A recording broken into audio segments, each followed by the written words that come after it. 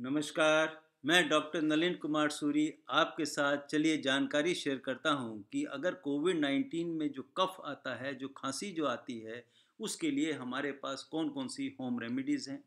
तो देखिए, आम तौर पे जो कोविड-19 के इन्फेक्शंस के पेशेंट्स होते हैं, उनको परसिस्टेंट या इंटरमिटेंट बहुत खांसी उठती है, बहुत ज़्यादा उन्हें ड्राई कफ बनता है। शुरू की स्टेज में ड्राई कफ होता है, धीरे-धीरे वो वेट कफ में भी कन्वर्ट हो सकता है कि अगर वो जो इन्फेक्शन है वो ट्रिकल कर जाए, ब्रोंकाइटिस हो जाए या लंग्स इन्वॉल्व कर लें, तो लंग्स की अगर इन्वॉल्वमेंट हो जाएगी तो सांस लेने में दिक्कत आती है।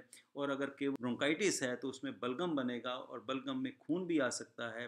तो ऐसी स्टेजिस में तो क्या होता है कि अगर लंग्स इन्वॉल्व हो गए हैं तो फिर देखिए, अगर ब्रेथलेसनेस है जिसकी वजह से आपको चलने में सांस फूलती है, आपका पल्स रेट बढ़ा हुआ है या पल्स ऑक्सीमीटर में ऑक्सीजन लेवल कम आ रहा है, तो फिर तो देखिए डॉक्टर के पास जाना होता है, डॉक्टर की सलाह लेनी होती है। और अगर ऑक्सीजन लेवल 90% से भी डाउन है तो इसका मतलब सीरियस कंडीशन है, तो फिर हॉस्पिटलाइज भी होना होता है। और 92% से 94% के बीच में अगर ऑक्सीजन लेवल आ रहा है तो इसका मतलब लंग्स का इन्वॉल्वमेंट माइल्ड है अभी। और आप तब भी डॉक्टर के पास जाना चाहिए, वो डायग्नोस करेंगे कि उसके लिए लाइन ऑफ ट्रीटमेंट क्या होना चाहिए। क्या वो एक्सरे से काम करेंगे लेंगे या सीटी स्कैन, चेस्ट का सीटी स्कैन कराकर कौन कौन सा लोब लंग्स के कहाँ तक इन्वॉल्व, क्या परसेंटेज में इन्वॉल्वमेंट है, वो फिर डॉक्टर्स उसका इलाज करते हैं। और कोशिश करनी चाहिए कि ऐसी स्टेज ना बन पाए, उससे पहले ही आप डॉक्टर से जाके मिलें। और वो, क्योंकि जितनी जल्दी आप डॉक्टर से इलाज कराएंगे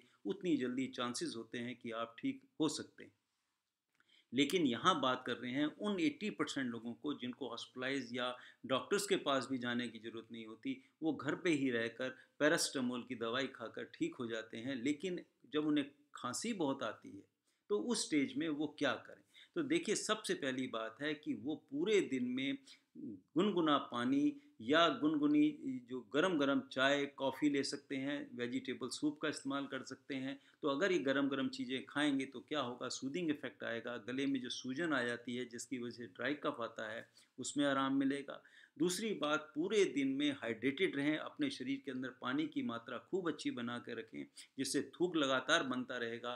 तो क्या होगा कि गले में वो सूदिंग इफेक्ट देंगे, तो थूक जब आप बार बार अंदर लेते रहेंगे तो वहाँ पर खांसी नहीं होगी और ड्राई कफ से आप बच जाएंगे। इसके साथ साथ नमक पानी के गरारे करते रहें दिन में 4-5 बार, स्टीम इन्हेलेशन लेते हैं दिन में 4-5 बार, उससे भी बहुत आराम मिलेगा। और जो ड्राई कफ उठता है, जितनी बलगम आती है तो नहीं आती लेकिन केवल ड्राई कफ है, तो उसमें आराम मिलेगा। इसके साथ साथ देखिए, अगर आपको इससे भी आराम नहीं आ रहा तो फिर देखिए, शहद के 2-3 चम्मच पूरे दिन में अगर आप चूसेंगे तो वो क्या करेंगे, उससे भी सूदिंग इफेक्ट आता है। गले में जो इफेक्ट, जो बलगम बहुत उठती है, उसमें आराम मिलेगा। अगर शहद नहीं है तो गुड़ चीनी का इस्तेमाल कर सकते हैं, या मार्केट से ये टॉफ़ीज़, ये कैंडीज़ आती हैं, शुगर कैंडीज़ आती हैं, उनका इस्तेमाल कर सकते हैं। चॉकलेट ले सकते हैं, या डॉक्टर्स के पास जाकर, केमिस्ट के पास जाकर लोजेंस लिए जा सकते हैं जिसके चूसने से इफेक्ट मिलेगा। या अगर बहुत ज़्यादा ड्राई कफ है, बहुत ज़्यादा परेशानी हो रही है, फिर तो देखिए डॉक्टर के पास जाके वो डेक्सोमेथोर्फेन सिरप दे देते हैं, बहुत हल्का, उसमें एंटीस्टमिनिक होता है। उसका इस्तेमाल करने से भी क्या होगा कि आपका कफ सुप्रेस कर देती है और खांसी नहीं उठती। लेकिन जो घर की ये होम रेमेडीज़ हैं जिसकी मैंने आपके साथ चर्चा की, मैक्सिमम लोगों में इसी से खांसी में उन्हें राहत मिल जाती है। लेकिन अगर बलगम वाली खांसी है,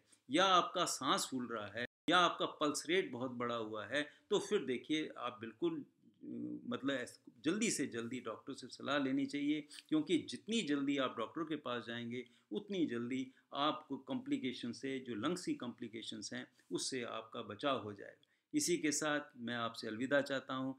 फिर मिलेंगे, किसी और वीडियो पे चर्चा करेंगे। तब तक के लिए नमस्कार, बाय बाय।